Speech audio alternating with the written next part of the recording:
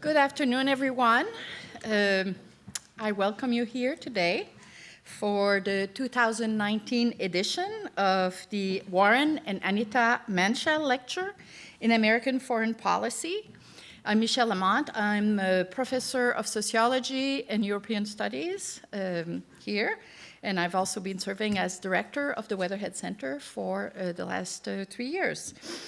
And I'm especially pleased to welcome here today members of the Manshel family and their friends who are joining us to hear this year's edition delivered by Professor Peter Katzenstein from Cornell University. So I'll say a few words on Warren and Anita Manshel before introducing our speaker.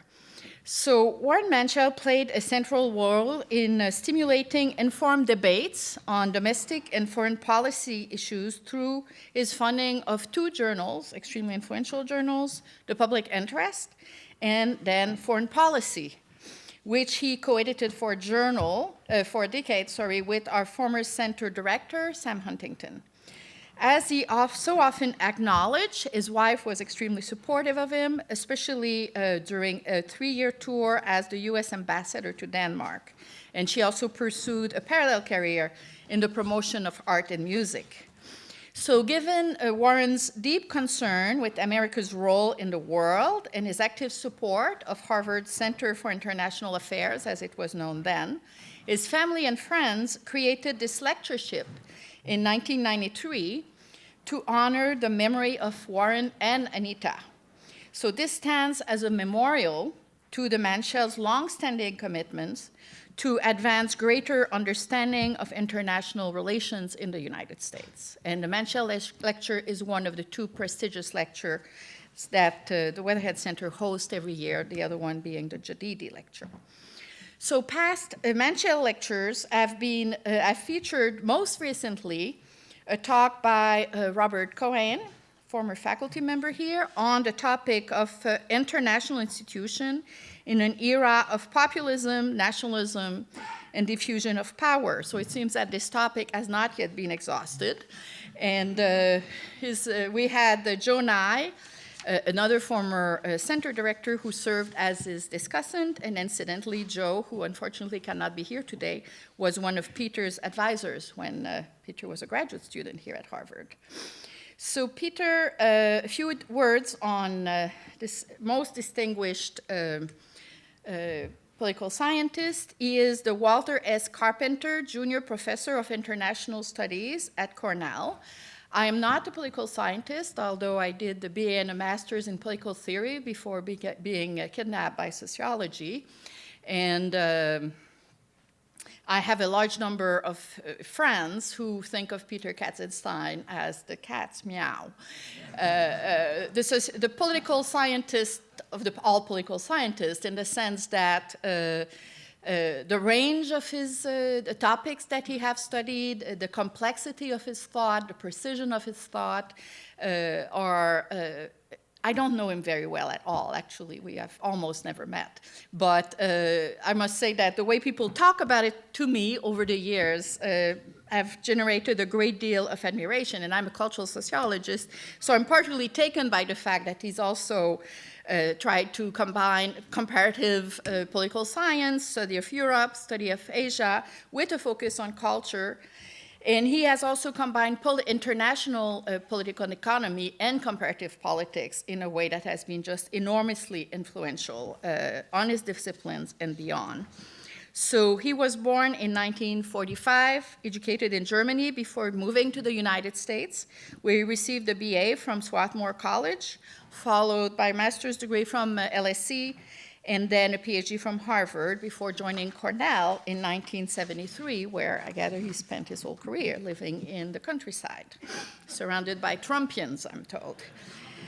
So he also served, we discovered, as student representative on the executive committee of the Center for International Affairs in 72-73, the year that he finished his PhD. And he was just telling me that this is a moment where the Weatherhead Center, which was situated on Divinity Street was bombed.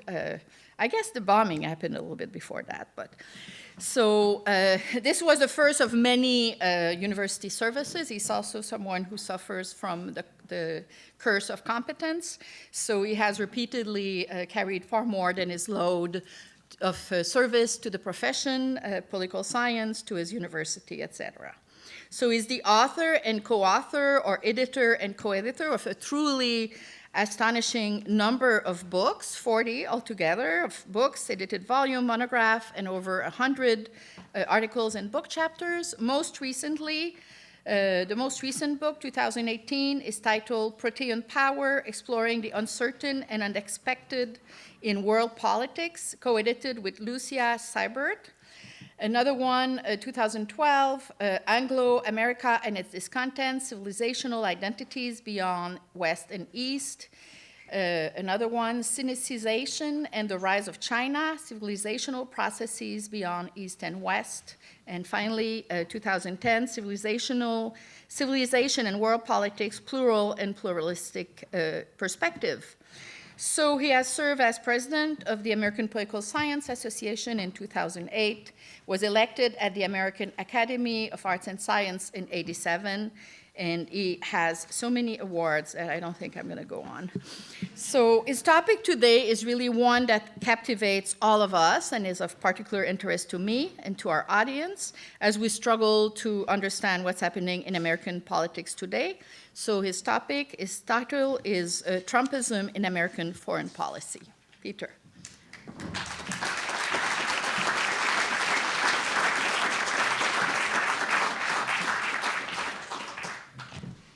So here's a cat's meow from the land of Trumpism talking to you. Let me start with a number of thanks. Thank you, Michèle, for this is an overly generous introduction. As I grow older, I'm always overwhelmed by how little I know. And the only wish I had, I could lead another life to learn more. Thank you to the Manshel family for sponsoring this lecture series. And unfortunately, David and Sandy cannot be here today, but we have still members of the family present. It looks to me like I overlapped with Warren in the late 60s, early 70s. As a lowly graduate student, if there's some of you in the back of the room, time will move you forward faster than you can think, okay? So, but as a reader of the public interest in foreign policy, I have been a beneficiary of Warren's vision and generosity for the entire lifetime, okay? And these were very important journals. Thank you, Sarah. Where are you, Sarah? Thank you for expert and exquisite event planning. I've never been treated so well, okay? Thank you all for coming on a spring-like Monday afternoon, where I'm sure you could have listened to 6 other lectures at Harvard. Okay. Finally, before starting, I do wish to acknowledge the grief that some of us, or most of us actually feel, because of Sid Wilber's death last week. He mattered a great deal to the government department, to the Arts College, to the university. He was a great scholar, a great teacher, a mentor, and a mensch.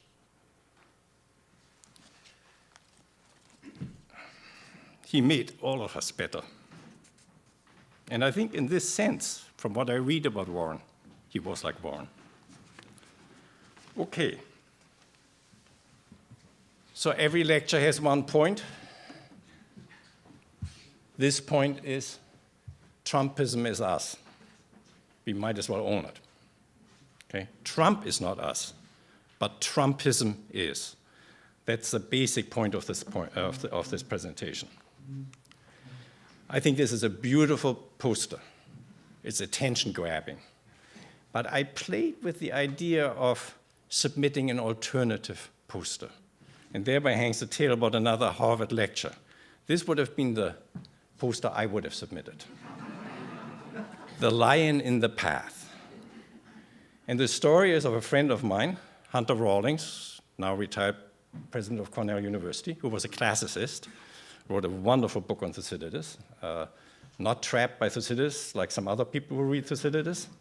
And Hunter, after he retired, was invited to give a lecture on classics at Harvard. Of course, he was nervous. He hadn't lectured before an academic audience in a long time. But he remembered the advice of a teacher of his at Haverford in classics, who was apparently a terrible teacher, or knew it, and told his class once, I know I'm a terrible teacher, but pay attention to the one piece of practical advice I can give to some of you. There may come a time at which you will get invited by a university to deliver a lecture.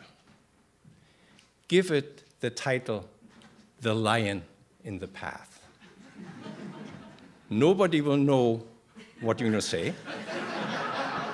Everybody will show up because it's so interesting. And you have an audience, because classicists don't have large audiences. So this is the title which Hunter submitted to Harvard. Whatever outfit at Harvard produces poster produced this enormous lion mane with a picture of Hunter in the middle, just his face, okay? It was a great poster, okay?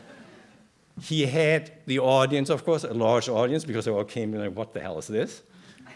And then he explained the story, and they all clapped, and he said, from then on, it was just downhill. Yeah, no problem, okay? But I withstood this temptation, and we're going with this poster, okay?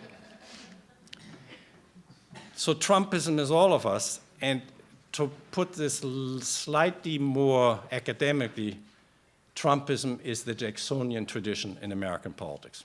That's the basic point I'll make. So to remind ourselves, Trumpism is a victory of democracy. I live in upstate New York. People have been shafted for 40 years by Democrats and by Republicans. It was bipartisan neglect. They couldn't care less about politics. Trump is a gig. It's a reality show. It's a freak show. It's interesting. It's fun. They don't expect anything from him, okay? They're not stupid. They went and voted for the first time in a generation, or a generation and a half. So the crowds which he drew in the primaries in 2016 were extraordinary, and were so large that I certainly thought this election was going to be a cliffhanger. And I remember making a bet with the head of the Board of Trustees of Cornell University in November of 2016, well before Trump had nailed down the nomination. And he said, well, if Trump wins the nomination, it's going to be a cakewalk for Hillary. And I said, I don't think so. He said, let's bet. Well, the head of the Board of Trustees in the Clinton Foundation, that's unfair. I said, okay, I'll bet you a bottle of wine and you pay the case in case I win, you know. And I said, I think it's a cliffhanger election, but we can't bet on that. I'll think Trump will win. And he said, of course he won't. And I haven't had the guts to collect, okay? So if you live in upstairs, and in upstate New York, this was a democratic revolution. This was the best part of America, just as 2008 was the best part of America. People hadn't voted in a long time. Obama brought together a winning coalition. What's going to happen in 2020? More of American democracy. I think the Democratic Party will hold together, but whether they win or not will depend on a third-party candidate. Okay? So the unpredictability caused by polarization. I mean, this was an election which was fought by candidates who nobody liked, and it was won by the slightest of majorities. Okay? And here's the visual of the election victory. That's what happened.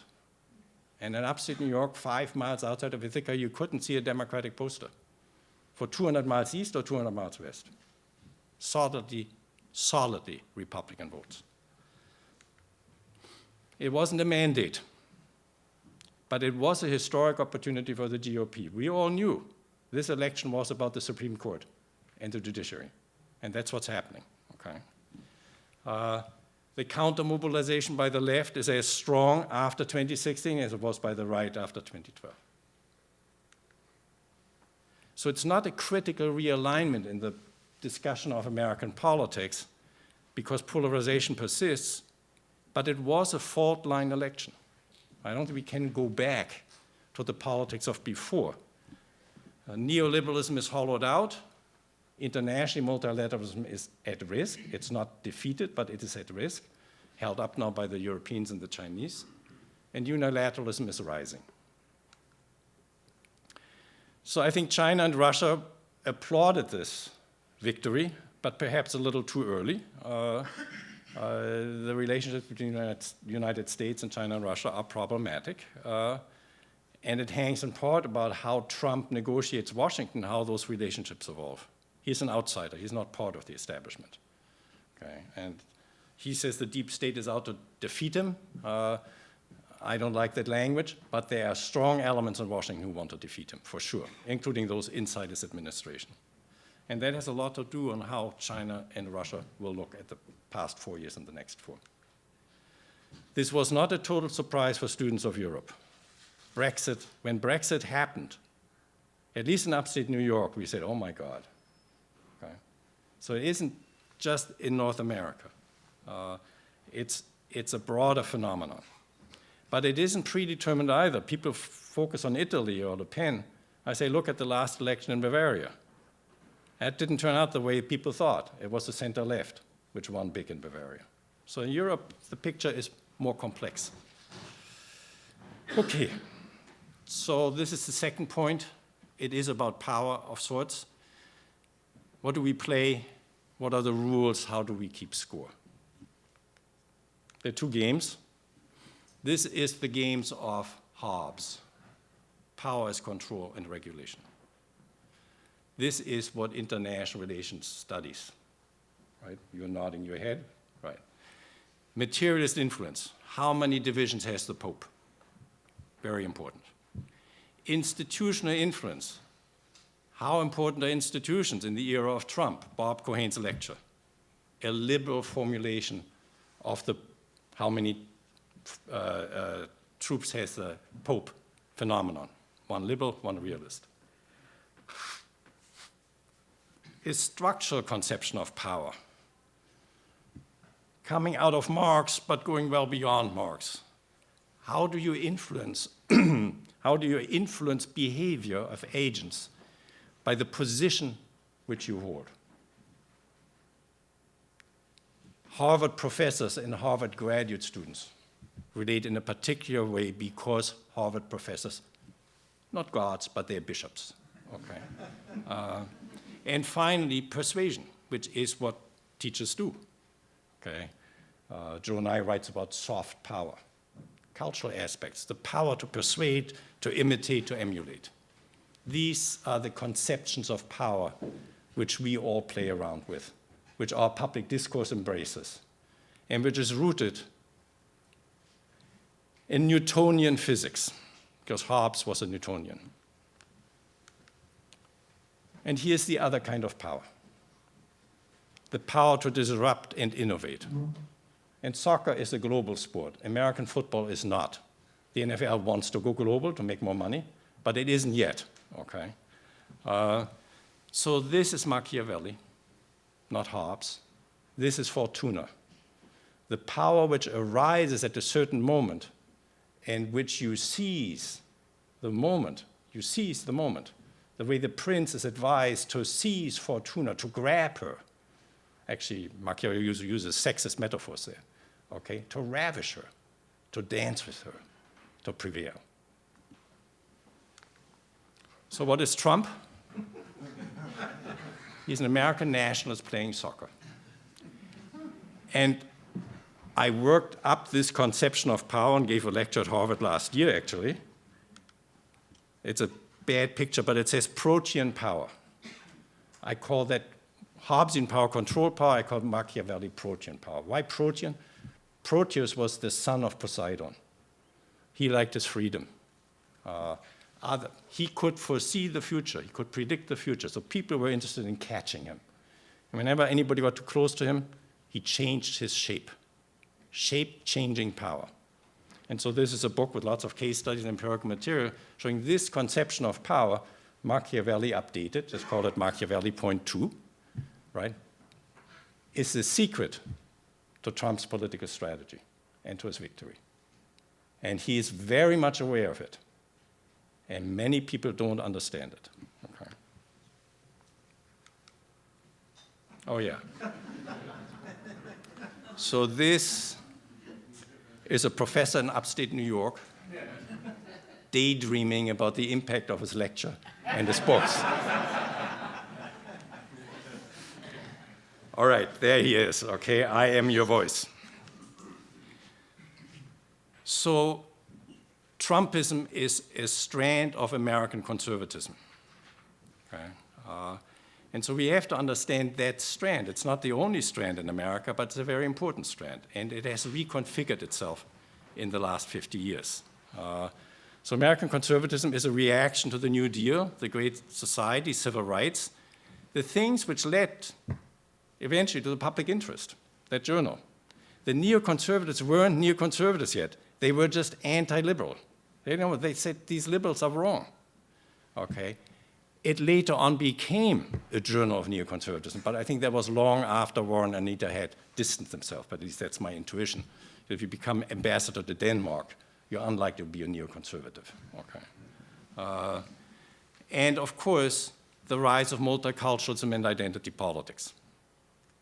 Reaganism is a reaction to that strand in American history, and it is now, and has been, intellectually spent. So conservatives need something new. And what are the new ideas? Are they populist progressive? Are they traditionalist regressive? Or are they a hybrid between the two? Well, I think it's a mixture of things being added, okay? Some of the things which we experience are pretty old hat. Tax cuts for the rich, okay, we've heard that before, okay? Supply-side economics and trickle-down, yeah. But the rhetoric of national welfare for all, that was sort of new. Not worrying about budget deficits, sort of new. This degree of xenophobia appeals to racial prejudice and misogyny, really new. Okay. So ethnonationalism, is a strand which struck me as coming from Germany, where you wouldn't want to see a German flag when I grew up. This was two things. You didn't want to see a flag, and you didn't want to call your kid Adolf. Those were the two no-nos. Okay, so this flag thing in schools, when my kids went to school, I thought this is weird, but it isn't. It's America. Okay, the 4th of July, the political rhetoric, the veterans. Okay. And of course, nationalism closely connected to religion and constitution. Not true in Europe, the only secular continent basically in the world. So ethno-nationalism has 3 roots in American society, reflecting the sectionalism and the diversity of America. The first one, white Anglo-Saxon core.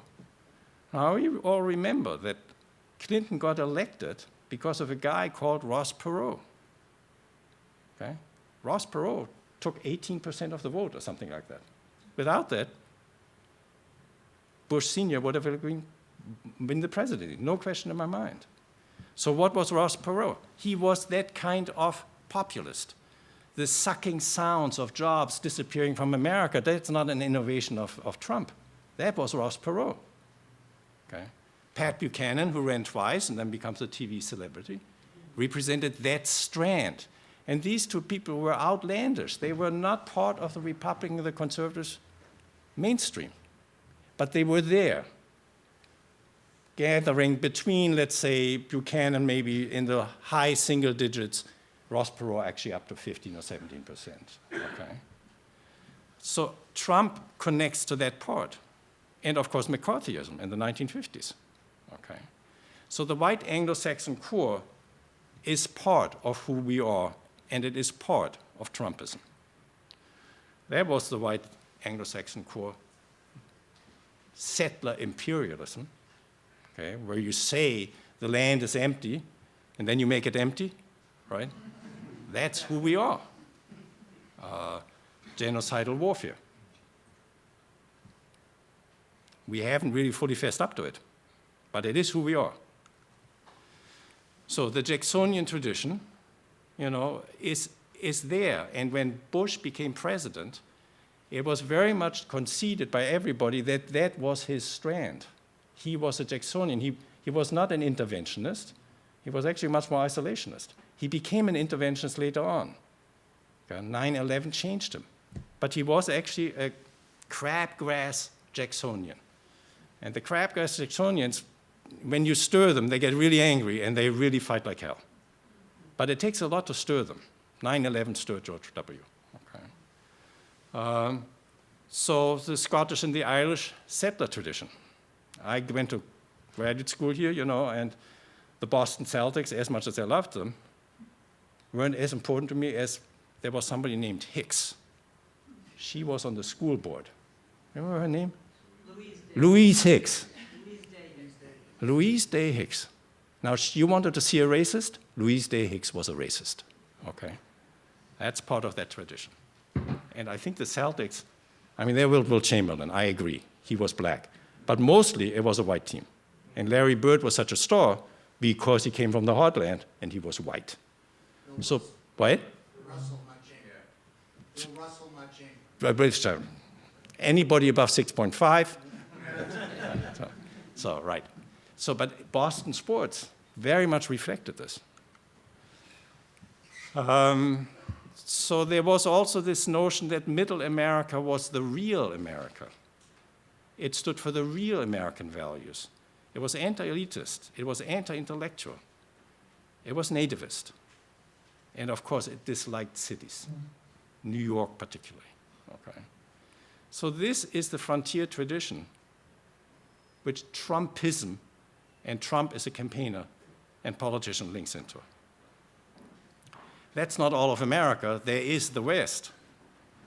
The West never experienced the threats from the Indians, from the immigrants or the black slaves. So a much greater willingness and ability to tolerate diversity. Okay? So the West is a different kind of configured politics. And then there's the white South. From a European perspective, it is so interesting that the South is not fascist. There is no fascism, really, no genuine fascism. There is racism, all right, but no fascism. So it's a conservative base of support for American nationalism, and then authoritarian outbursts at moments of nationalist fear. Every society goes through those moments. That's when the South turns on. The South is not outlandish. The South is in my reading of American history, the pivotal region in America. Where the South goes, there goes America. Okay, so from the 1930s to the 1960s, mid-60s, late 60s, the South was bought by the liberal, internationalist, Warren and Anita kind of foreign policy establishment to create the American global order on the back of segregation. It was a deal with the devil. This is the Democratic Party. Then the South turns, as Lyndon Johnson saw right away. He said in '65, this is going to be the end of the Democratic Party in the South. And by 1980, you get the new South. Now it's Republican, and you get conservative internationalism. So in the last 70 years, the South has been the pivotal region. Whether it will turn out to be again pivotal is, for me, the most interesting question, which I will reduce to saying, which way is Texas turning? That's going to be, I'll show you the electoral map, okay? There's the electoral map, okay? You look at Texas, 38 electoral votes. That's the game in the electoral college. And I don't think the electoral college will be abolished as much as the Democratic left wants to abolish it. I think it's undemocratic. I think it demobilizes politics, but I don't think it will be abolished. Therefore, Texas is the crown jewel of the political order in the United States. So the Senate race, this last election, was exciting for that reason. And Texas will become increasingly into play. I don't know whether it'll turn or when, but so this is central for the Republican strategy. Any Republican strategy is this consolidating or holding on to that base. That is the white South. So Texas blends traditions, okay? And Texas, I think, will be the weather vane for how America will turn. So let's turn to the other tradition, religions and race. There was a theory articulated in the 1950s, 1960s, talked about secularization. Nobody believes this any longer. It is true that Western Europe is increasingly and prominently secular. And it is true that in Japan, you get very little religion, except you got, I counted it out, over 10,000 new religious movements in the 1980s. It's another kind of a religion. You get a lot of folk religion in China too, okay? The only secular part of the world really is Europe, okay? So the Christian right fits into a global phenomenon. It is the third rising of religion in American history, but it created new forms of mass worship, and Billy Graham was a genius. He created something utterly new, and it's now replicated across the country. The suburbs preserve religious communities, and these mass churches in New Jersey and every place. It is a homogeneous, family-centered, church-going public. It has the attributes which Tocqueville saw in the 19th century. I see it I've lived in Ithaca all my life. I can't count the churches. There are too many of them. But they carry the infrastructure of the city. You know, we sublet, and we have an apartment in our house. There was an African and his wife came. They needed housing for a little while. He had a 3-month fellowship. We took them in. The next, they came on a Friday, and I said, hey, what are you going to do this weekend? We thought maybe we should show them around. And, oh, we'll go to church. On Tuesday, there was a car which barely made it up our driveway saying, are these people here? I want to take them in. I want to show them around. One visit to the church, and there was the absorptive capacity of American society dealing with issues of race, color, and religion. It was very impressive. And you'd say that car looked very much like the car of a Trump voter. Okay. So the meaningfulness of life in America, both religious and secular, should not be underestimated. Both religious and secular. Okay. So the Christian right is a vibrant, important part of who we are. Of course, through their social works, they unburden a state which is very overtaxed in our society. And of course, they're a formidable political force in national and local politics. And then after 9/11, you get this fusion with ethnonationalism, pro-Israel, and anti-Islamic sentiments. It gets heated up by the power of the religious tradition in the United States. And of course, now after 2016, great admiration for the conservative or reactionary Christian Orthodox state churches in the East, including Russia. I mean, the switch over from Republican Democratic Party and the Russian feeling is one thing, but one of the reasons why the Republicans are so pro-Russian is because of religion. So what can we say about Trump? Well, he certainly is, I phrased this cautiously, not deeply religious himself. Okay, I don't want to offend anybody. But he unreservedly supports the Christian Americans. He knows this is an essential part of his electoral base. And he's been very right about it, very clear-headed. And so this is the first time in American history, I think, that you have a Bible study group in the cabinet. Okay? I don't laugh at that. I take it as a given. I can't figure out whether I'm an agnostic or atheist. I hope I can figure it out before too long, but I respect it. It's a political force, and it has many good things going for itself and done for America. So what does the Christian right not like? Well, they certainly don't like the United Nations, the EU, okay? And the Christian right didn't like Trump as a candidate. I mean, really, they didn't, okay? It was very clear from the public opinion polls. And the characteristics of the man show you why, okay? But when it comes to the election, they rally around him, and they haven't budged. They're there. And I personally think, actually, it's been long overdue to bring a dose of France to American politics, okay? I don't care much about the private conduct of my politicians. I want them in their public role, okay? So the prudishness of this culture, which just says you've got to be perfect in all aspects of your life, no, I want a good public leader. Okay, he shouldn't break the law. You know, if you break the law, you're in big trouble. But, you know, German and French politicians, my God. I mean, they marry 3, 4, 5, 6 times within a decade, right?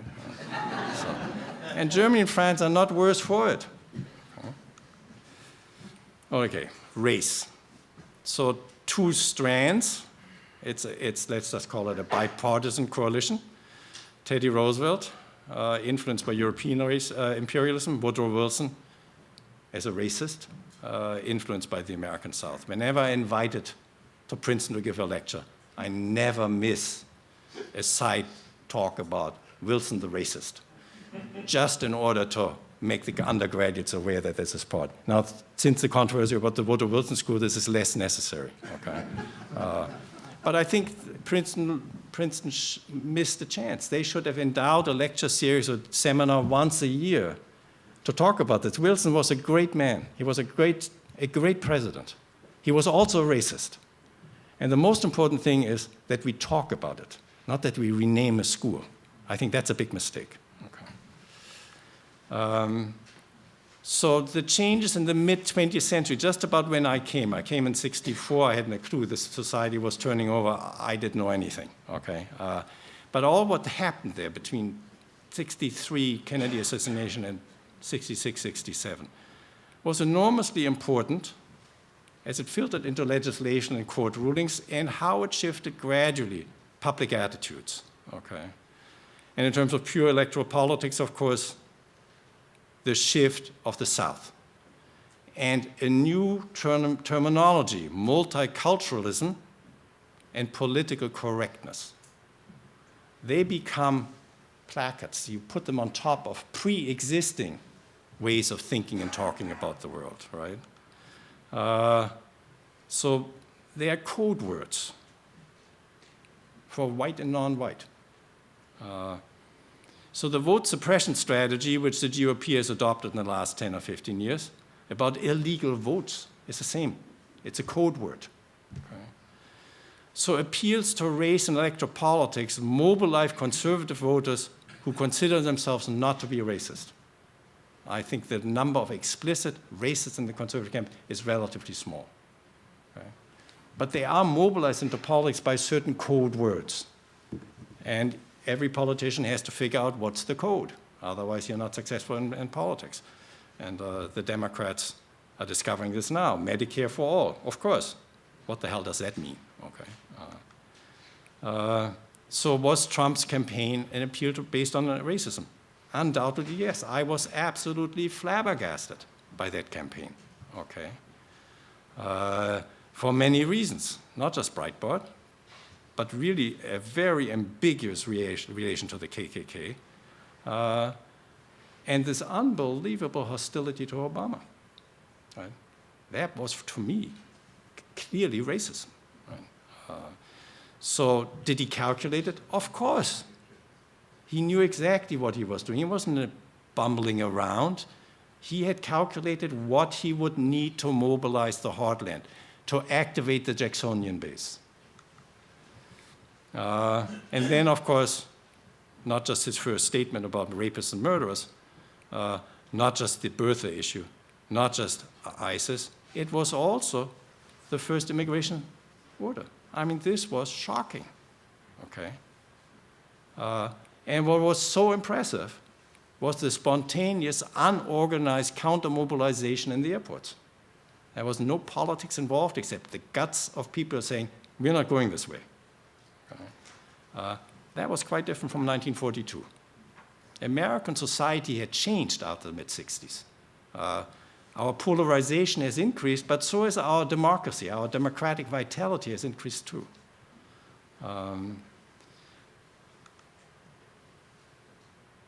It turned out that American Christian churches uniformly dissented from Trump. as did the secularist European countries, okay? And whether this was an efficacious policy or not internationally remains to be seen. He certainly managed to inflame Muslim public opinion. Right? But so in the campaign and in the very first week, it was clear to me that this was, Make America Great Again, was based on race. Not only, it was also based on religion, it was also based on transactional interests, but it was a very important part. It brought back to life racial politics.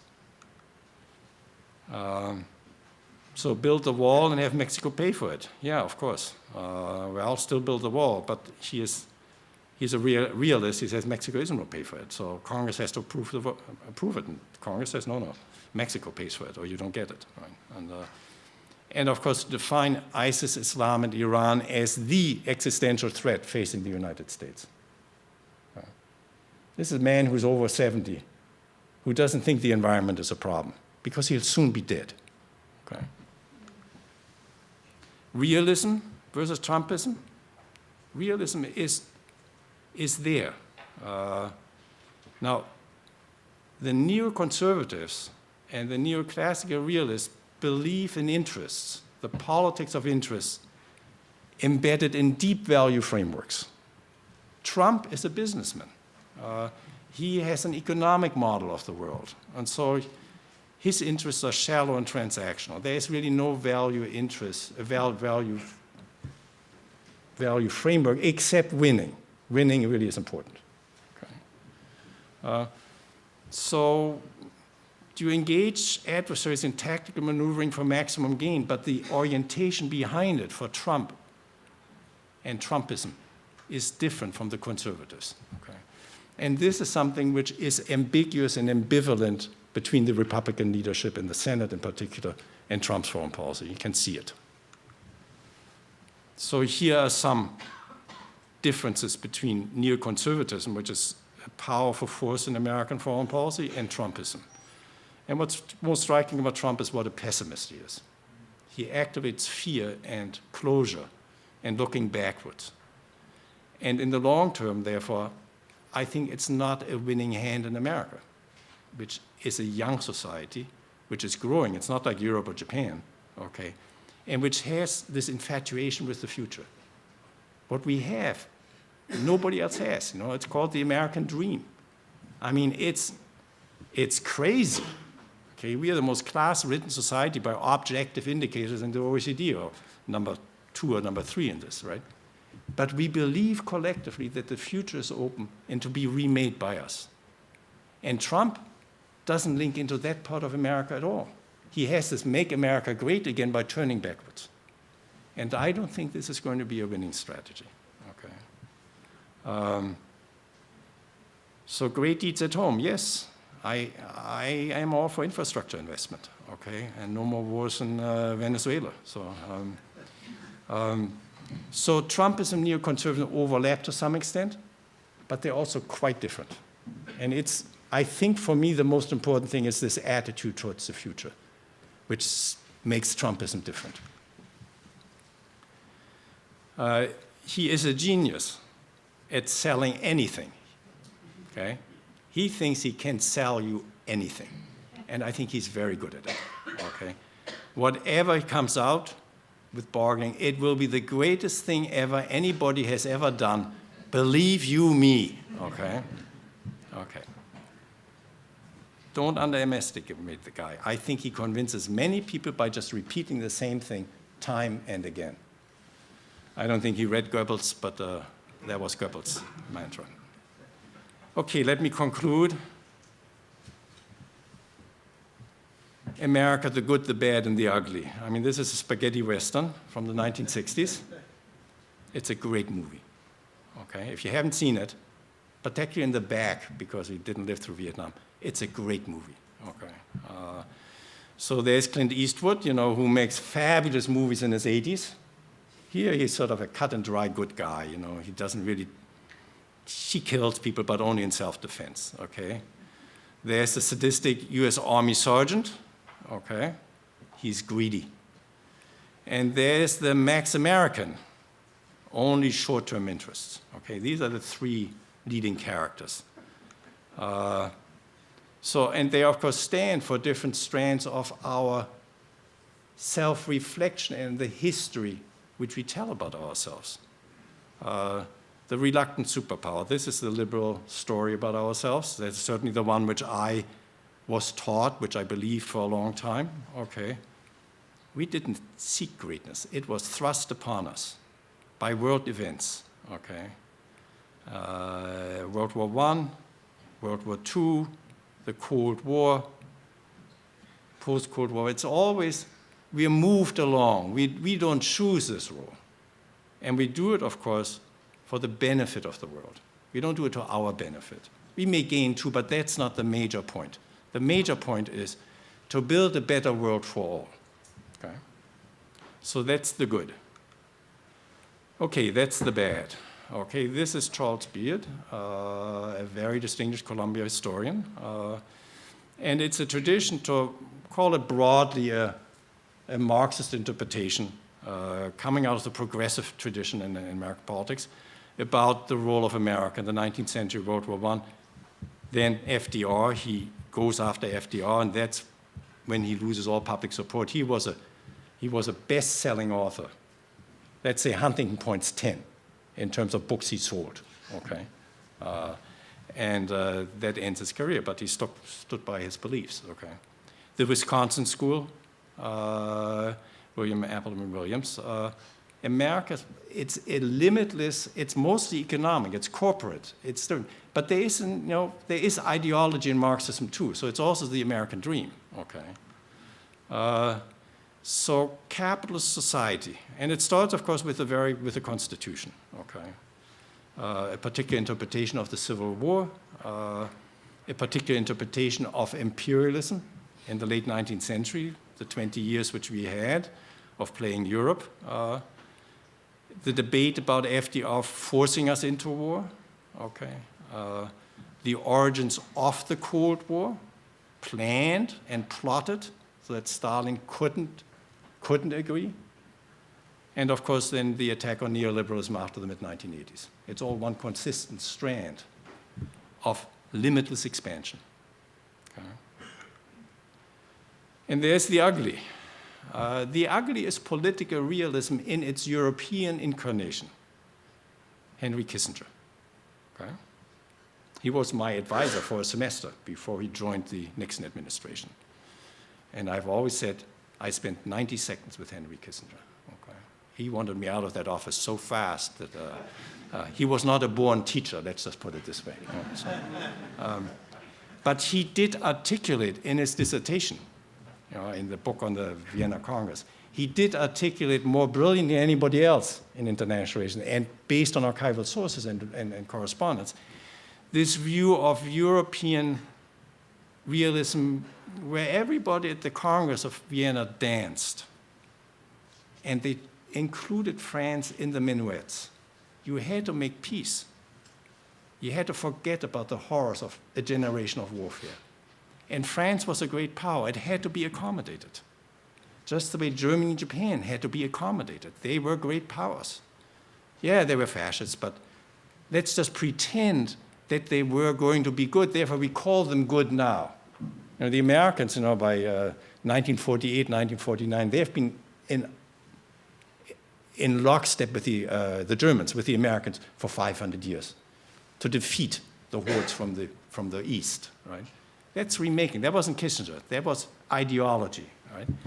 But this notion of having to get along, okay? Kissinger was hated by Wolfowitz and Rumsfeld and Cheney for that very reason. Wolfowitz said the hero in 1815 is not Metternich, it's that Saw. He believes in his reactionary brain. He sticks up for what he believes. That's who we are, a value deep interpretation of American foreign policy. Okay. So realism is back in all forms. It's an all-purpose weapon for Krauthammer, who was a very articulate conservative foreign policy pundit, but more. I regard him as an intellectual. I very much respect him for both Obama and Hillary Clinton, and now, of course, for the transactional diplomacy of Trump, who talks about the national interest incessantly. Okay? But it's shaded. These are different kinds of realisms. So Trumpism is certainly in part Max American. Okay? I think it's mostly ugly, but not all. Okay? There's a lot of bad there. But there may also be some good. So American democracy, where are we moving? I had this unfinished conversation with Catherine, who's sitting right there in row 3, about my view of where we are heading. I said, our presidential system will not be what it was. We are heading south to Latin America. Okay? It will be a presidential system which clearly will be democratic, no question about that, which will be marked by populism from the right or from the left. I think we are in line for the left part of this. Okay? There will be illiberalism, both on the left and on the right. There will be an erosion of informal political norms, and I think we are much more aware of how important those norms are rather than just the formal rules. There will be a deep state. We have it already. There is a full politicization of the judiciary. That's been going on for 20 years, but we are just beginning to get the full bloom of that. Okay? There will be institutional fragility, and there will be political volatility. So for me, the ship of state is heading south. Okay? And the institutions who could stop it, Congress is in no position. It's a reviled institution. The president, deeply polarizing, okay? And the red and the blue of America, unless civil society comes up with new ways of relating at the grassroots, including in Ithaca, New York, and in Cambridge, Massachusetts. I mean, it's our civic responsibility, but the odds are not great. To end on leadership, because Machiavelli wrote to the prince. So here are 3 views. The optimistic one, that Trump is like Berlusconi. Okay? The pessimistic one is that he is like Mussolini. And I don't think either one of those is really right on the mark. I think Trump is, after all, a narcissist. Okay? And while he is a political phenomenon, it is a political phenomenon I do not like and not embrace. So Warren Manshel was an extraordinary man. I didn't know him, but as the little which I've read about him makes it clear. So here's what Senator Moynihan, who was a colleague and a friend, a colleague in the sense that Moynihan was part of the crowd which was liberal but no longer comfortable with liberalism, okay, and he wasn't in the public interest. Wrote as part of his eulogy, which he entered into the congressional record.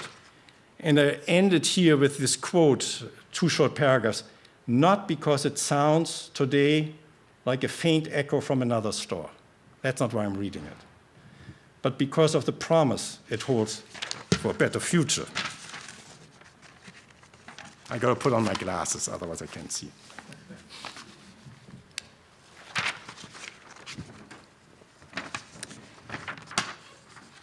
It is a common observation that free societies depend upon and derive their strength from a singular class of persons who lead neither wholly public nor yet wholly private lives, but rather combine in judicious measure elements of both.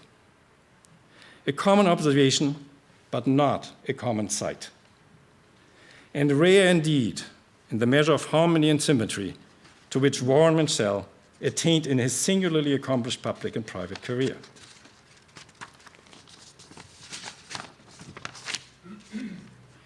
He was not simply self-effacing. He could contrive almost to be invisible, helping, guiding, often indeed directing, but scarcely to be perceived. Such was the lightness of his touch and the sureness thereof.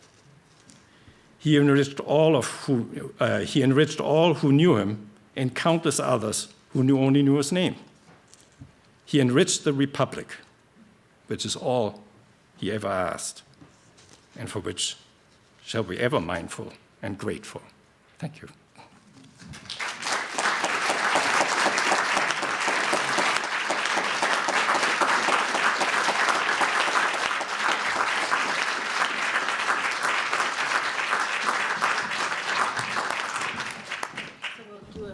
Short Q&A? I'm like Fidel Castro, I can talk for hours. Okay, so we have some time, and Peter has agreed to take on some questions. So I'm going to manage this. So who's going to break? Yes. Oh, I'm going to need you to speak into the mic so we can. Yes, because this event is being recorded. This is wonderful, Peter. Thank you. Can you identify? Yes, I'm sorry. I'm Jennifer Hochschild, the Government Department and African American Studies Department. So I happen to be reviewing a book manuscript right now, which says, well, sure, there was racism and xenophobia, and we don't want to discount those as political forces, but the real story of Trumpism and parenthetically, perhaps Brexit and various other places, is economic insecurity. It's not inequality. It's not racism and xenophobia. Those are, in some senses, cover for the underlying issue is economic insecurity. That explains Trump's win. It explains a lot of the foreign policy efforts. It explains blah, blah, blah, blah, blah. Well, where does that fit in your story? So I teach an intro course to international relations, have for a long time at Cornell. And I run through all these explanations of the cause of World War I for the first 7 weeks. Okay? And then you ask yourself, which one of these is true? And of course, World War I was a long time ago. It's totally overdetermined, right? And I don't think the language of causal parsing of the variance will ever get you to the answer. So I think this is a game which we play and we're saying, here's my explanation, here's your explanation. Let me see which explanation can eat up the other explanation. And this is what professors do, they make their living on that, right? And what you do is you position your explanation behind the explanation, then you eat it up. Okay, so my cause is the emperor didn't sleep very well in July 1914. Whoa. No, it's due to the force of nationalism. Whoa. No, it's due to the structure of the system, whether I'm Marxist or a realist, right? So I think the way the question is formed is implicitly in thinking about the world in terms of statistics, of a linear regression model in which you want to apportion variance. And I don't think this is how the world works. But you don't have economic insecurity or inequality in your big categories. Give me another half hour, I could have added 4 more things, okay? So this is not saying the Jacksonian tradition, okay, of course, there may be moment historic conjunctures where that is more important. I have no problem with that at all. It's a way of thinking about it, saying, don't say it's them. I don't want to say Trumpism is them. I want to say Trumpism is us. That's what matters to me in this lecture, okay? The other thing I sort of think is, I did this myself for a long time, but I think it's playing academic games. Captivated by the statistical metaphor, which we believe is how the world works. I don't think the good Lord created a world of linear equations. He just didn't, okay? And the physicists, okay, they were in that world. It was called Newtonian physics. They left it 100 years ago, but we're still in it. We're still sleeping. Newtonian slumbers, I call it. Eugene Kogan, Harvard Kennedy School. Professor Katzenstein, thank you very much for your lecture, and I'm intrigued, as I said, by the protean power and the 2 types of power that you described. My question is about that. As a scholar of negotiation, I understand how Trump sees tactical unpredictability as source of power in bargaining. My question is, would you be also concerned, as I am, that tactical unpredictability in individual encounters can translate into strategic unreliability as it concerns American allies? And so despite his rhetoric, about Japan and South Korea going nuclear, really, have they considered the strategic costs that Tokyo and Seoul and Taipei are looking at, they could be looking at in terms of acquisition of deterrent capabilities in those countries? Well, I think it's a very good question. I think you're absolutely right. Not only that it can, it has. I think that game is over. Okay, so I think our relationship with our allies will be permanently different. You ask the Germans right now, what are you most afraid of? Trump. Okay, well, that's really quite remarkable. That's the greatest existential fear the Germans have right now. I could list a whole lot of other issues the Germans should be afraid of, but that doesn't matter to them, right? So yes, I mean, what is the advantage of tactical bargaining for him, since it's a short-term game? I mean, think about real estate. You just got to close a deal, right? You don't go and see whether it's a mafia boss or a mayor just now, right? That's not the long game. World politics is a long game, right? So he doesn't see that the table on which he negotiates gets dented, bent, and broken by the nature of the deal and how he conducts it. And most people who think about world politics in different categories in transactional bargaining worry about the shape and the length and the durability of the table, right? So I think you're right. I'll do. No, I will not pursue our discussion about you stereotyping Latin America by saying U.S. is going south. Instead, for me, the most curious thing about the Trump administration that I don't fully understand is this tension between isolationism and expansionism, and the reaction between Trump, the relation between Trump and the foreign policy establishment, right? So we know, Obama, of course, campaigns on getting us out of wars that he doesn't manage to get us out of. Trump does too. And then we have this quite ambivalent position. He says he's going to pull out of Syria, and all hell breaks loose in the foreign policy establishment, and yet he threatens to invade Venezuela. So what if you could just, you said he was an isolationist, became expansionist, but actually he continues to be both. I thought a lot about John Foster Dulles and Trump. Okay, John Foster Dulles was the dog which barked and looked ferocious. It never bit. So yeah, right. But there are some exceptions. But in general, you look at the 50s, myself, and I remember this as a boy. I mean, I was scared, really scared in '58, for example, the various Berlin crisis. The war was upon us, and Foster used the barking strategically. Personally, I think that Trump as a person, from what I've seen, is a coward, okay? And I think he uses language to pump himself up, and he knows his political interest is on non-interventionism. But Venezuela and Iran, and maybe North Korea, if they start, right, would be 3 test cases. And my prediction would be saying, he will talk and not do anything. But it's a prediction. I'm very wary of making predictions, but here I am, okay? Because you're forcing my hand. So I am so grateful that we don't have this debate now, because you'd clobber me. So yeah. Yeah. I assume President Trump, what he's doing now is try to get himself re-elected next year. So assuming he's re-elected, for his second term, since he cannot be re-elected again, do you expect his behavior will stay the same, or he will move differently? So the question is, assuming that Trump gets re-elected, would his behavior change, or would he change in his second term? Right, because he doesn't have to worry about. Right. I think he's been the same person for a very long time. It's worked out extremely well for him. If he were to get re-elected with a public approval which has not budged from 42 to 43% in 18 months, it might only be a third-party candidate. I don't see how he could get re-elected otherwise.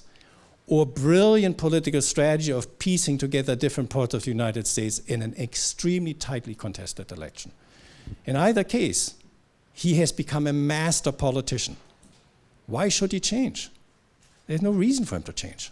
It's been the winning hand, And for him, I mean, being in the news is it has such enormous psychological benefits. That's what the tweeting is about.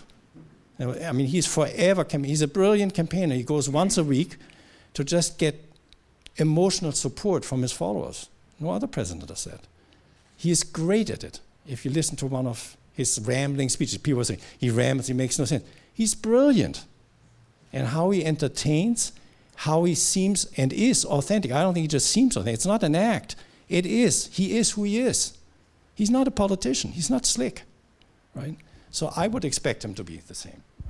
So if I may take the privilege of the chair, I'm very struck by how much of your explanation is closer to psychoanalysis than to the kind of, tactical analysis that one finds in Machiavelli, who you cited. So I'd like you to come back and maybe have a meta-theoretical look at your talk and tell us, I mean, Jennifer was trying to get at this at some level.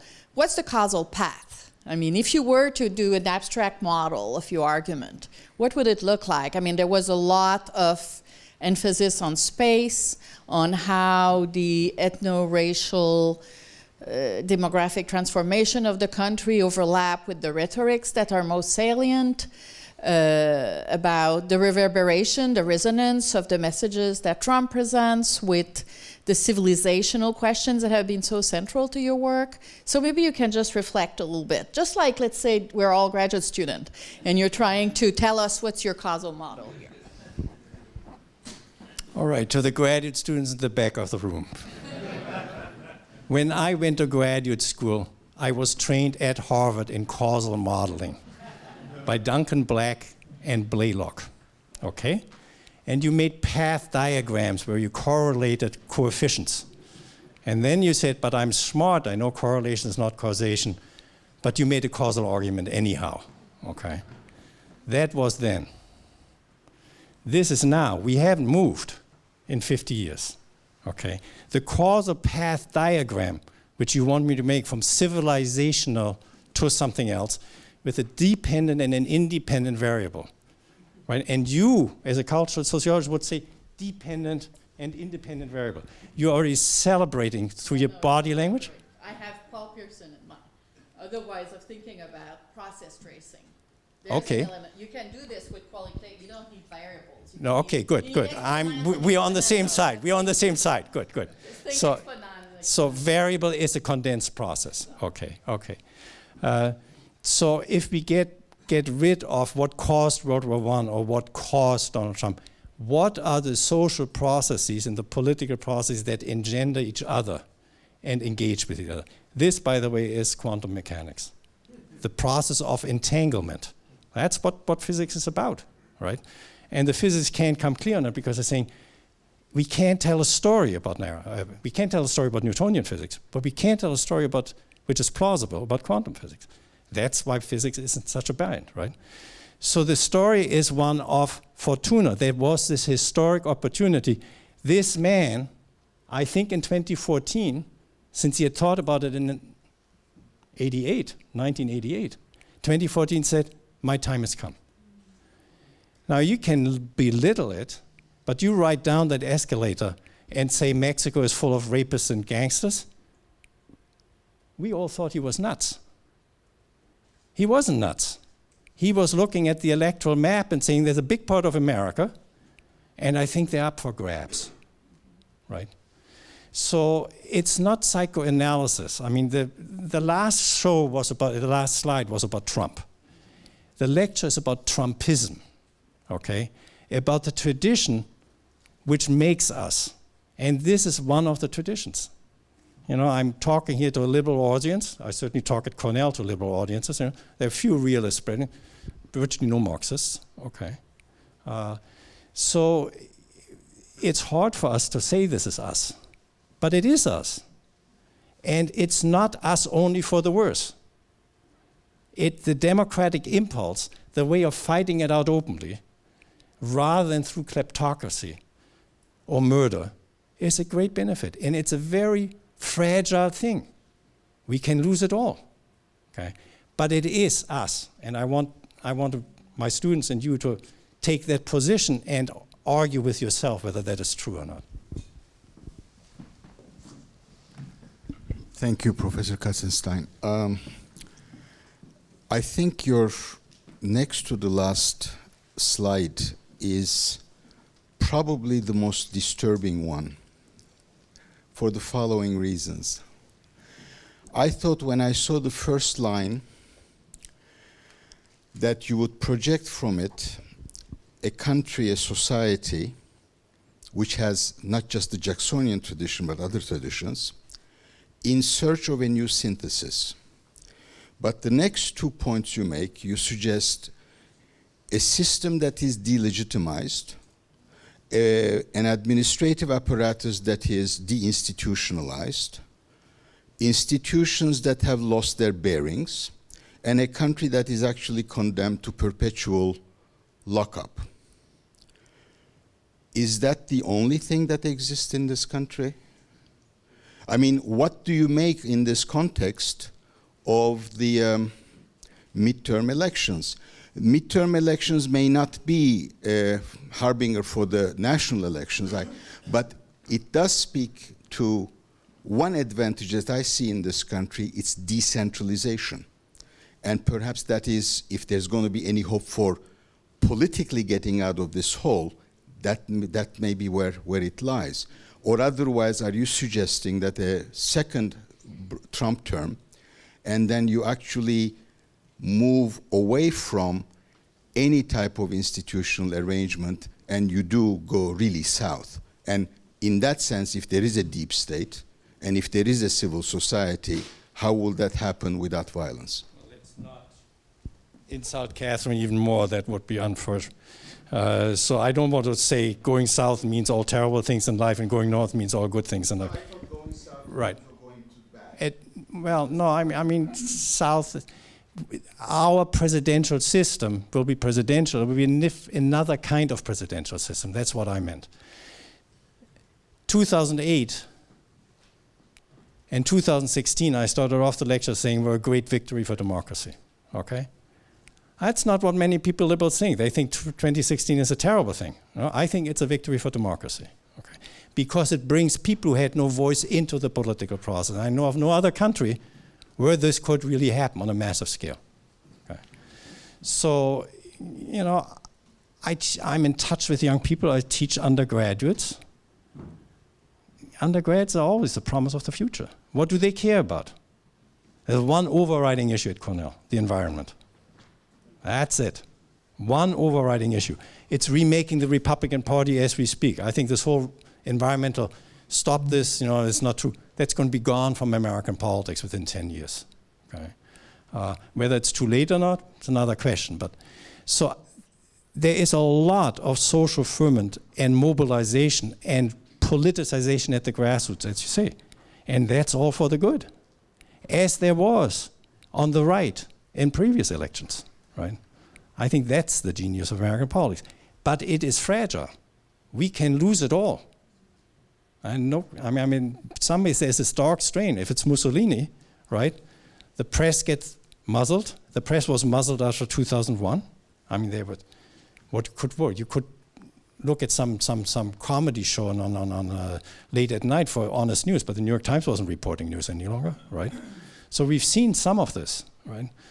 The fragility of democracy, I think we're all now much more aware of, right? But I don't want to psychologize Trumpism. Trumpism is a political phenomenon. It's not the psychology of the man which matters, not to me at least.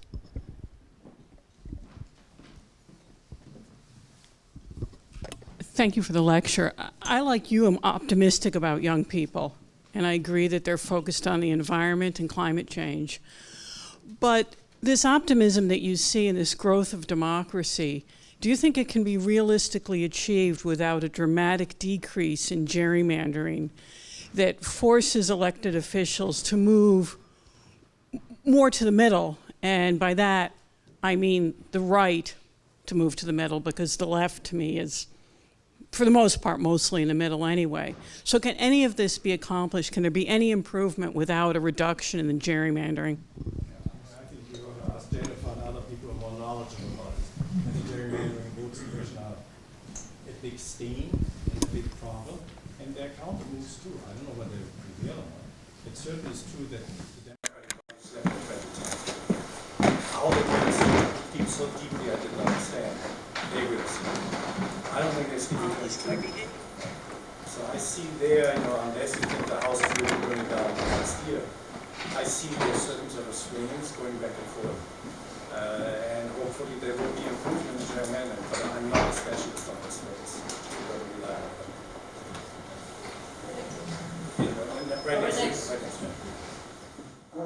In his next to last campaign rally the night before the election, President Trump in Manchester, New Hampshire, made the startling statement that tomorrow the American working class strikes back, which is startling for two reasons. One, because he mentioned the word class at all, and secondly, because he put it in such stark terms.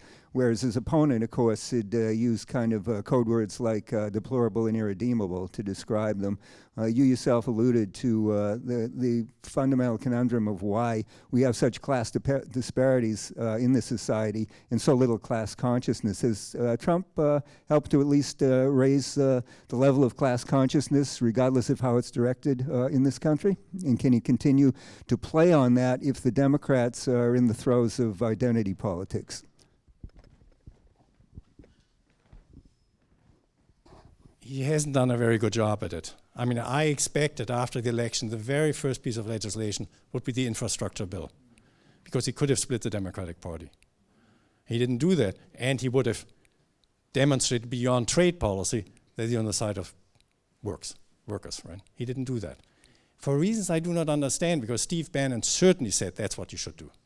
And Bannon at that time was still very influential.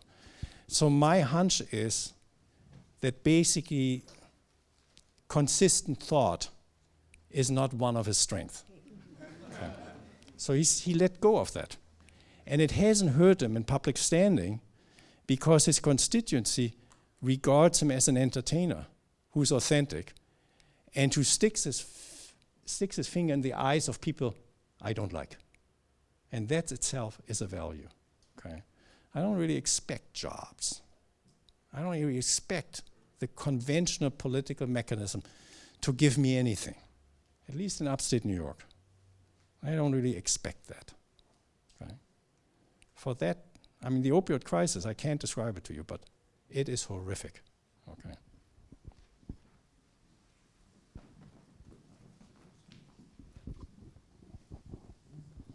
Thank you. I really like a lot of your insights.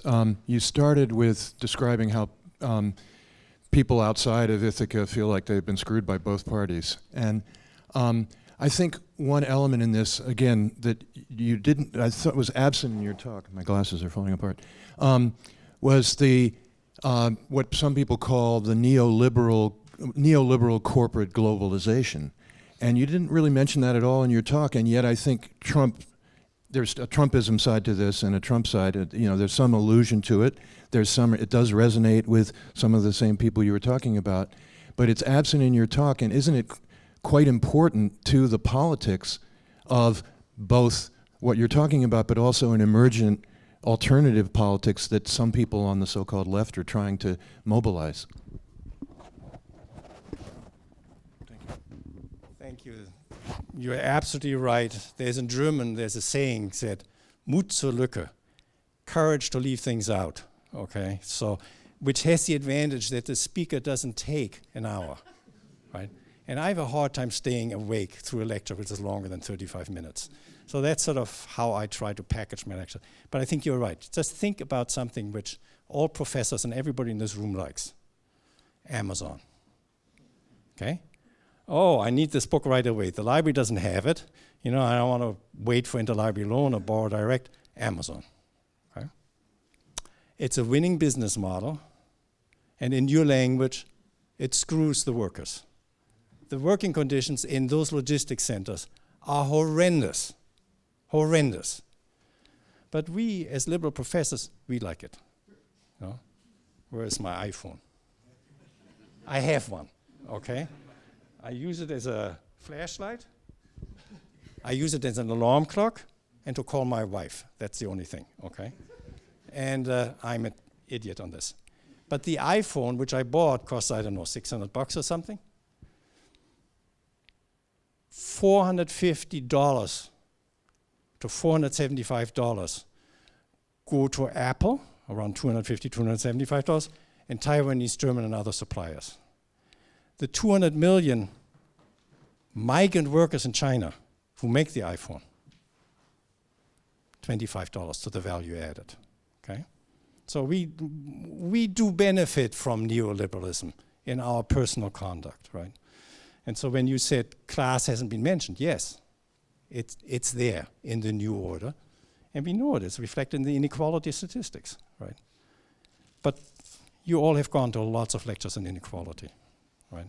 I mean, I think this is a structural configuration of the political order which isn't defining the political order, which is pregnant with it. They're interspersed. And to change them will take time. Everything takes time, right? And you bet for the future only with the young, not by reading the obituary pages. So. Thank you. My concern is you've been challenged about the future in a way, and my colleague brought that up. A number of colleagues have. I'm concerned about your response that I'm thinking of right now is your students and their concern about the environment, and I think many of us that resonates. But is that really going to be enough to save the issues pointed out there in the next election within 2 years? So what do you think the Democratic Party can do? What can we do, the other side of us, that is us in this election? What do you suggest? I mean, you've spent a lot of time, I'm sure all of us have spent a lot of time. I need a little more reassurance. I'm not in the reassurance business, okay? So that would take a preacher of much different qualities. So, but I think it's somebody said decentralization. It's grassroots mobilization, and it happened in 2018. And from what I read in the press, it's happening in the very earliest stages of the primaries. And yes, there will be a lot of bloodletting in the Democratic Party. And people say, well, we should be united. I said, no, no, no. You ought to fight it out. Okay? What does it mean, Medicare for all? And we're talking here about many trillions of dollars. What do you mean? And we ought to have really disagreements about it now, okay? And then if the Democratic Party hangs together, which I think they will because this anti-Trumpism instinct is so strong, how do you deal with the shadow of an independent candidacy by some American billionaire who wants to defend the tax cut? That's, I think, much more real, okay? You don't have to declare. You want to influence the debate of the Democratic Party saying, don't go too far left. I'm anti-Trump too. Don't go too far left, right? That's the nature of third-party causes. They lead to moments where fortuna plays, right? There was a question back there.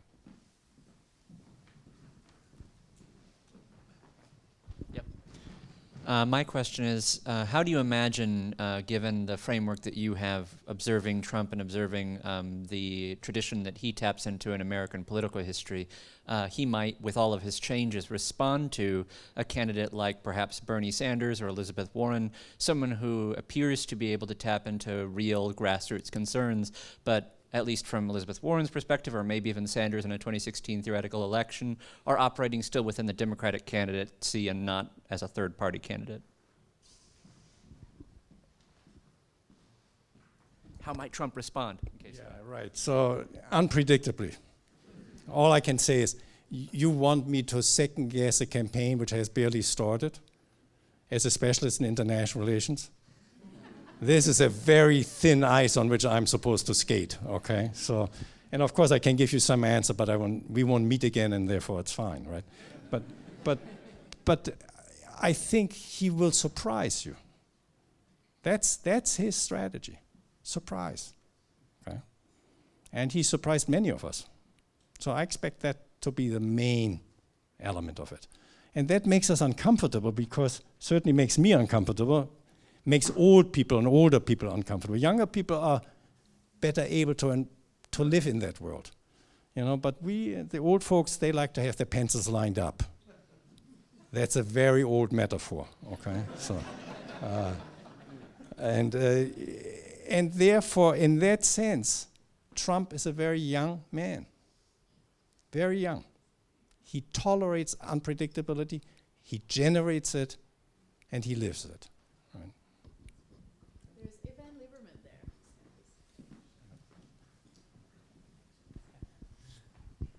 Thanks, Peter. So you mentioned that you thought for the Germans, the number one thing that they're scared of is Trump. And since you are a scholar of international relations, I wonder if you have any insights or thoughts about what countries like Germany and some of our more traditional allies are thinking about for this next election, having observed that one of our non-allies, now I don't know if it's a quasi-ally, at least of our president, it's not clear, did influence the last elections. Is our election kind of open game now for international relations to try to be influential, or will kind of liberal ideals in international relations on domestic elections hold?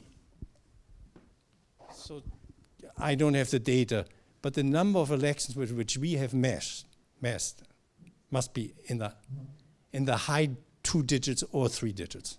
America has intervened in many elections. So we are all terribly upset that somebody messes in our election. I just had breakfast with Ravi.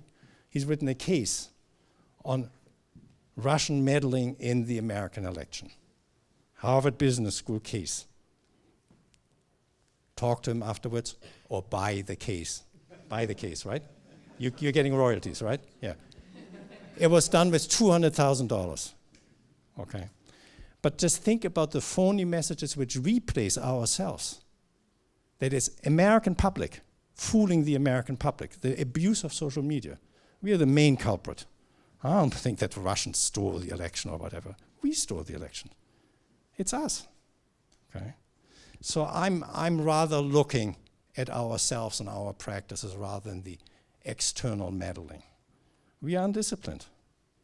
We use bad methods. We are part of Max America. That's us too.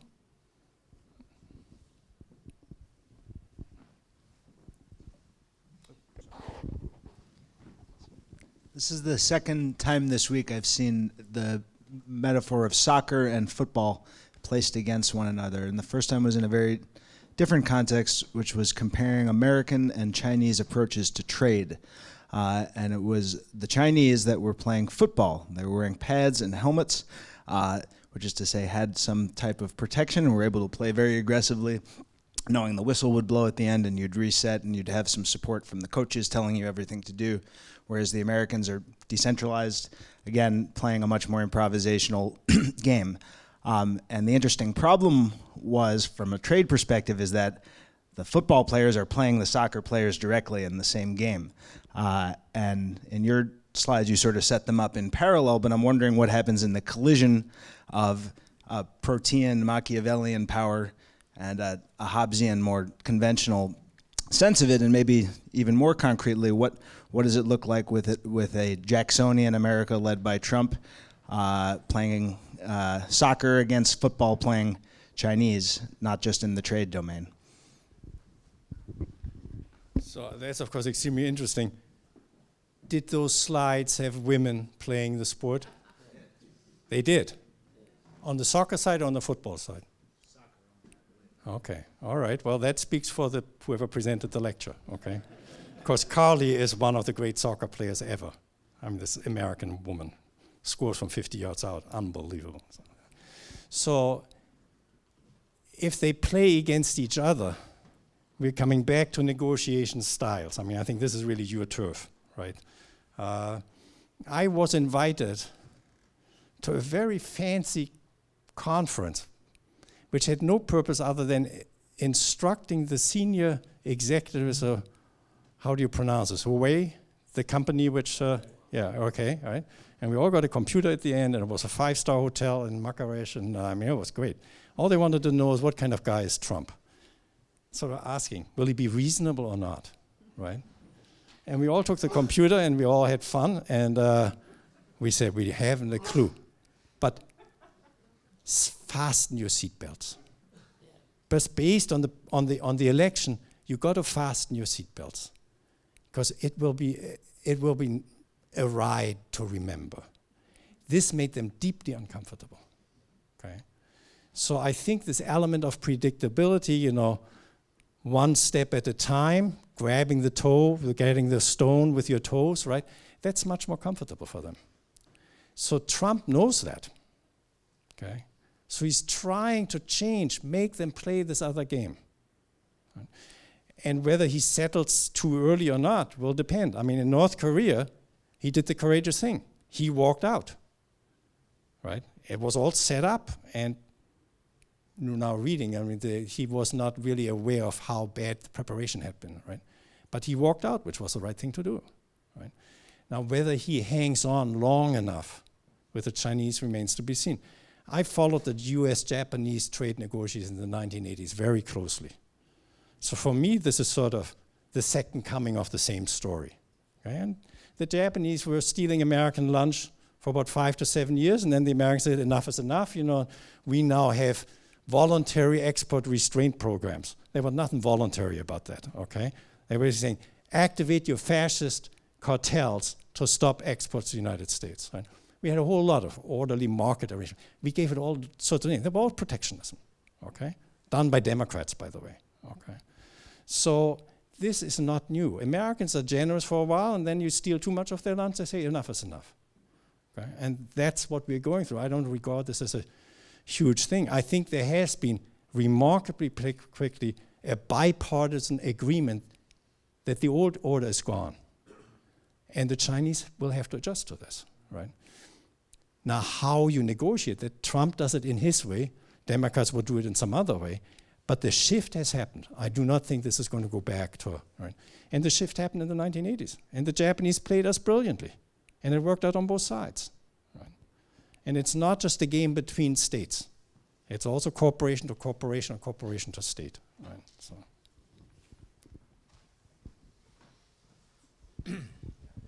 Hi, I'm Richard Meyer, and I'm an emeritus of almost everything. Okay. I look at this a little differently from you, probably greatly differently, but I don't think that Trump is very important. And I furthermore think that Trumpism is an invention of us in academia, but he doesn't have an ideology or anything like that to build on or to pass on. I also don't think that the 2020 elections are going to take place this way. I think it's very unlikely that we have to worry about him, but I think we very much have to worry about something that happened in 2016, and that is that there are two parties, because we have a two-party system, at least on paper.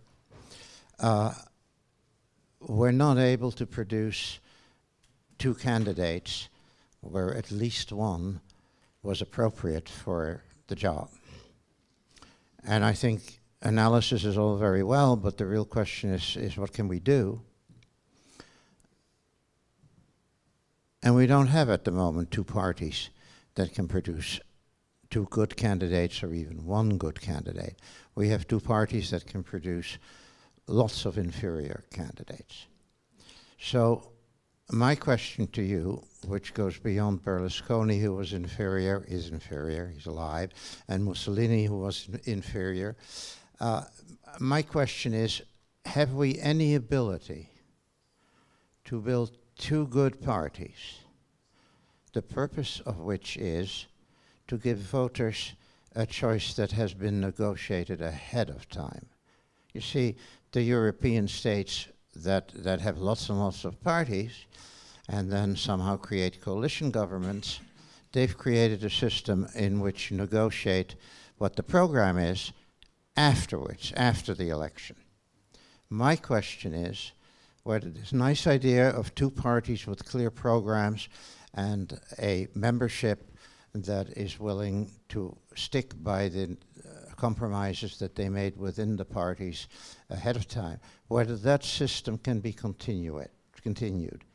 And I don't think it can be continued unless we have two really good parties doing it. And what I don't see is how we're going to get two good parties other than strange bedfellows with single cause issues who temporarily make some association, but they're not able to be parties. So I think, there's a general answer to this and a specific one. The American specific answer is this is started in 1972.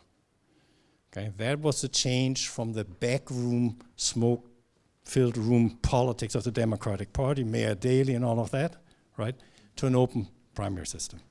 And I take it that the rules for 2020, the convention rules, are a further extension of that kind of politics. Everybody can be included in the debates, everybody will be represented in the platform, etc. That is opening up the politics. And this is why you get, on the right too, the Tea Party insurgency, right? So that's the American specific. I don't think in America, but can we go back to that system? But I think that party politics and democracy, parties have passed they're past their prime. Democratic politics now is movement politics. It's local politics. It's media politics. Democracy is happening in many different sites. Political parties used to be the form. They're still there, but it's not where the action is. So we need to accommodate to a politics in which political parties may still be constitutionally enshrined or in the formal or informal constitution of holders of power. But the power is now happening in different other places. And therefore this sort of politics of self-blockage in the formal sense is likely to spread, continue, which will raise other political arenas and dissatisfaction, both at the same time. So it's not just an American story, I think it's a more general story. But what you're saying about the European system, which means basically the small state system in Europe, which is where you have now 4, 5, 6, 7 parties, they make their deals after the election. You can vote whatever you like to, you don't know what's coming out. Israeli politics, very much the same, right? That shows you the institutional logic being played out, but not in a direction which can be brought back. I think democracy will have to reinvent itself in other forms and is in the process of doing so. Do I need this? Yeah, you do. Yeah, let's take Trump, because he's a good example, even though he's, to my mind, irrelevant. In everything he's done, he's shown himself to have some capability at firing, but no capability at hiring. If you want to make progress, you have to be able to hire. Your skill at firing is not really required if you're very good at hiring. If the kind of systems you see coming up, which are democratic discussions, and I want to remind you of Churchill, okay, who said democracy is a terrible system, but of all the terrible systems, we know it's the best. Well, it's not good at hiring. All of us who've hired people have realized that democracy is not a good system for hiring. It may be a good system for having creating discussions. I don't object to the desire to make the conventions open, but the conventions are just a celebration. People get decked out as if it is a celebration. They're not a place to get things done. The things have to get done before that. And so my question to you is really whether we have any kind of organization that get things done before that. Well, I think process is politics. You're saying, well, that's not really producing the result. The result should be an organizational structure which delivers the goods. Yeah, I think process becomes more self-absorptive of itself. Okay, so I don't think political parties, either here or in France or look at Britain. Yeah. No, there.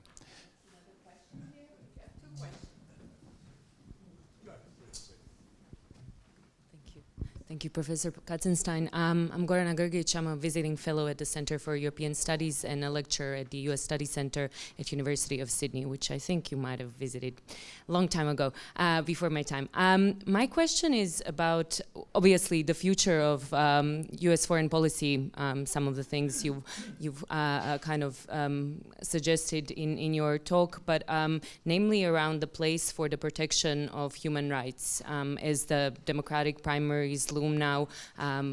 Probably one of the questions that will surround the foreign policy debates will be around the use of military force. And where do you see basically the doctrine of humanitarian intervention given the debacles from Iraq to Libya, and your thoughts on basically the place for protection of human rights? Yeah. So I'm reminded of another Churchill quote. This is the beginning of the end or the end of the beginning. We're going to take 2 questions now and then stop. Yeah. My name's George Ogay. You mentioned in your last bullet point the deep state, and my question is, I'd be interested in your thoughts as the power of the executive grows more and more. What do you think the likely pushback is going to be from the deep state, and how should we think about the possible evolution of the deep state?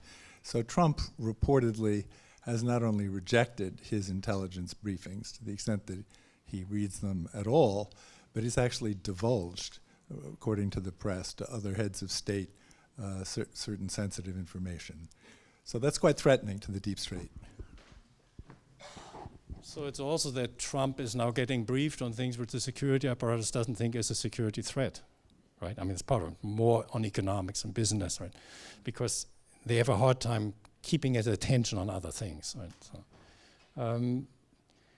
So the accretion of executive power, it's gone on for a long time. The American public and Congress are perfectly happy with it, you know, and a former colleague of mine, Ted Lowy, has written about it extensively and says why we don't trust our politicians is because we've abdicated. Congress has abdicated power, right? There'll be some connection to slide back to the other side, but not dramatically so. I don't see this. We have many private states, that is large centers of private power, which organize our lives in very important ways. They're not as important as the state. The state can always superimpose its rules, but they are that. And this internal conflict of who is ruling, I think, well, because the coherence of the party system isn't there, I think will be sort of a tug of war. Right? Humanitarian intervention. Well, I think it suffered 2 blows. One was overreach by the liberals. One is lack of interest and commitment by the present administration. You know, I mean, when the president falls in love with a mass murderer half his age, that's really quite appalling, right? You're sitting, you have Catherine sitting here, you know, who is again. I think the human rights revolution is not turned back by developments in a particular society or by a politician. I think that's a genie which has left the bottle. And the rhetorical commitment now, all authoritarian regimes have to defend human rights. You know, even doctored electoral supervision commissions are now all over the world. Regimes are beholden to standards of conduct which they do not want to be beholden to. And in that sense, I think the human rights revolution is something really important. And even if there's a decade or 2 of backsliding, it will not disappear. Thank you. Thank you so much. Thank you.